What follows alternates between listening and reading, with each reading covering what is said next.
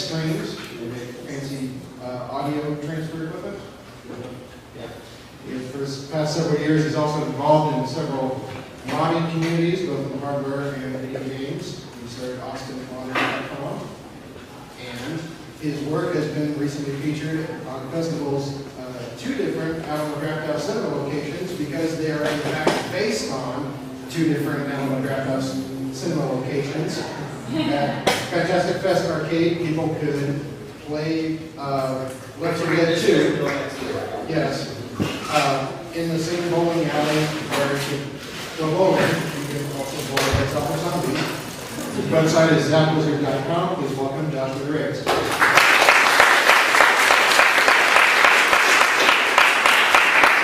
I'm going to be talking about making video games based on real-world locations, and not just actually based upon, inspired by, like you see Vegas or whatever, but actually recreations of real-world locations, almost as if we're making a movie set. In this case, this was actually the first one that I made one-to-one. I made a few others before, but this was made Left 4 Dead, which was a zombie game. The Alamo Drafthouse put out a call for people to make short films, and at first I thought I was going to make the machinima, which I'd never made before. I didn't have the time. I only had a few weeks in order to actually make this. So what I actually ended up thinking of is, can I actually make a video game of the Alamo Drafthouse? And they had a zombie film festival that they were going to be playing, and so what I actually did is we set up 4 computers in their lobby. I recreated the entire draft house, everything, the offices, the projection booths, and players sat inside the lobby and actually played the game while they were inside the theater, while also zombie movies were playing in the background. And so what I'm going to do is talk about just actually this type of technique and some of the pros and cons of that. And so there's good and bad of reality in games. Obviously, games can provide, when you have something that's real, you get an uncanny sense that you're there. This works for anything, even down to a golf game. You go to Pebble Beach, it feels like you're on Pebble Beach, or you go to a racing game and it's the Nürburgring or something like that. It merges the virtual world and the real world. It allows you to do things in the real world that you can't do. You can't go fight a bunch of zombies. You go in and start shooting shotguns, somebody's going to come in and shoot you with shotguns. And then it also allows non-gamers to identify with the game because they actually know those locations. Somebody wants to go to Pebble Beach, they only got to go once in their lifetime, they're never going to go. They might want to go play the game just so they can go and experience that. We also are actually developing the game. The reality provides you a point of reference to work from. It provides you almost a still life to work from. You can see what you are there, what is there, and you can actually recreate. It helps prevent the development from coming to a dead stall because you just can't think of the next little thing you need to put in there or what's missing. It can also reduce your amount of work that way, but it can also increase your amount of work that way. You're developing things that you might not even need. There's a few cons to it, such as limits the path of the game. You actually, it's the same as picking a movie set or something like that. You have to, normally when you develop a game, most games end up having lots of twists and turns and alleyways, such that the game can split things apart. And when you base it on reality, and also when the game just can't support large open areas, things like that. And then finding a usable location is also a challenge. The ones that I've done, I've been basing around Austin simply because I love Austin. Austin is a community, and there's a million cool things in Austin to do. The Alamo Drafthouse is perfect for this because they support these kind of things in movies. They also did Fantastic Fest and started Fantastic Arcade, which is supporting independent game developers. So this is off my newest map, which is called Fan Feast, which is built for Fantastic Fest. And so this is the Alamo Drafthouse South Lamar, real photo that I took, and then this is in game. Literally 1-to-1 scale. You win the game, you walk around, it will take you as long, and it feels just the same. It's not only the Alamo Drafthouse, it's the entire shopping center, the entire block, basically, including the eyeball.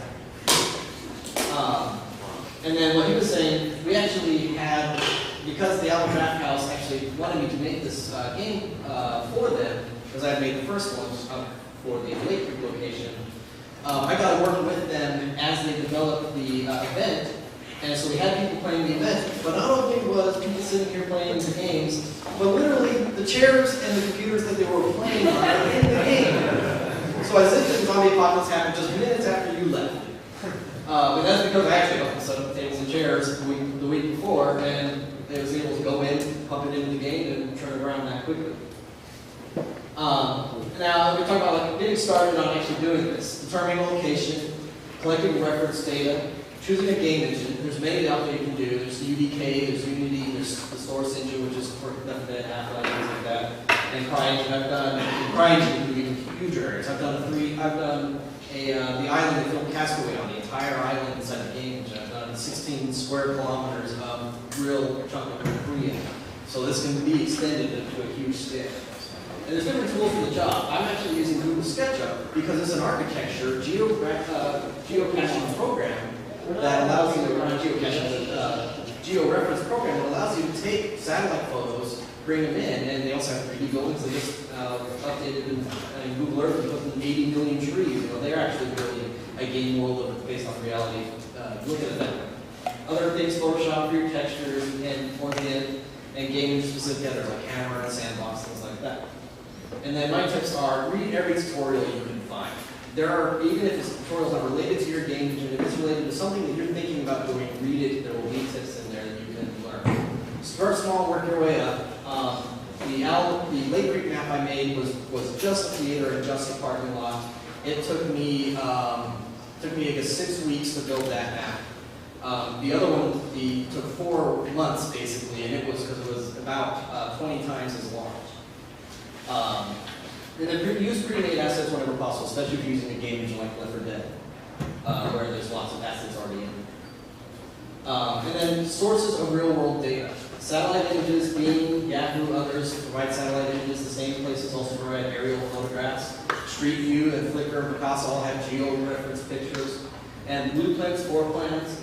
And you'll see here later how that actually came out to be. You can find from realtors, building managers, architects. In the case of the highball, since they had just built it the year before, I asked them, do you guys have the blueprints? They sent them to me. And literally it took less than an hour to extrude the entire building and start bringing it into the game engine and start texturing it. And probably about 3 hours until I had something that was prototyped and done. And there's also, when you're doing something larger, like I'm actually starting, started before this event, before the Fantastic Fest, I'm doing Seahorn Power Plant. But not only the power plant, I'm doing the entire surrounding area, the Homer Bridge, the Lamar Bridge, and I'm actually getting from NASA digital elevation maps available on their website, and on the state and county website, you can actually train LiDAR data that's accurate down to 3 feet. So you can actually recreate areas about as accurate as you want. And then collect your own data. Photographs, measurements, drawings, and notes. I go on site for this event, or for Fantastic Fest, I probably took over 600 photographs from all types of things. In the game, then resulting in over 300 custom textures where literally people can walk and see the signs. They're like, is this actually the sign for the doctor's office? Yes, it is. And then this is kind of the thing that actually kind of show you how fast this goes together. I built this in 4 days. This is the TAD build from Google Earth, taken in Google SketchUp. Then, this is the TAD building's floor plan, taken from the Realty website. All I have to do is, now I'm on Street View. I've never been to this building before. I don't even remember this, I've never even been around the street corner before. But I want to do all of this remotely just via finding the right references. So what there is here, it's kind of hard to see, is there's outlines of me extruding the buildings upwards after telling Google SketchUp where the vanishing points are in the photograph. This is a photo matching tool that's unique to SketchUp that makes this why it's such a powerful tool for this. It's made for architecture, it's made for quicker house on SketchUp or putting your business. But in this case, it allows you to actually bring it into a game engine since you got the 3D data. And then from there, it's a simple matter of building all the details on top of it. Building the arched windows, everything you basically see. This is what I mean by like working from a spillway. After a little bit, add sidewalks, all the different details, anything you can basically find and put in there. Then I'm actually extruding up the floor plan just by basically drawing on top of the images, building blocks. And so I can actually say that this is pretty much accurate within a few inches of what the real building is, at least if the drawing is accurate. And then bring it into the game engine. Now this is in Hammer. And so I'm using props that are already in Hammer for street lights and lamps and cars and pop-ups and things like that. And also the textures. I didn't have to make any textures. They had a lot of textures already in them. then it's only just a matter of bringing it into the game engine, compiling and tweaking the lighting. So very, very little time, just a few days to get to this point. And then not only is it the exterior, it's the interior. This is what we're in.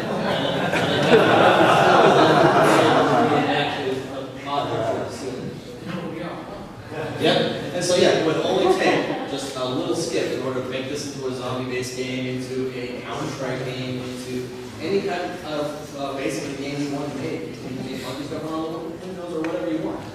Because now you actually have the data, you recreated locations that you can move this. Thank you.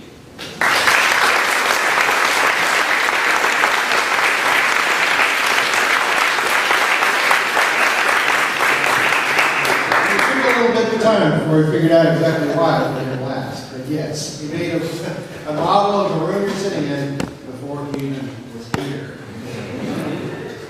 Thanks everyone for coming tonight. Have a safe trip home. Thank you for your comments.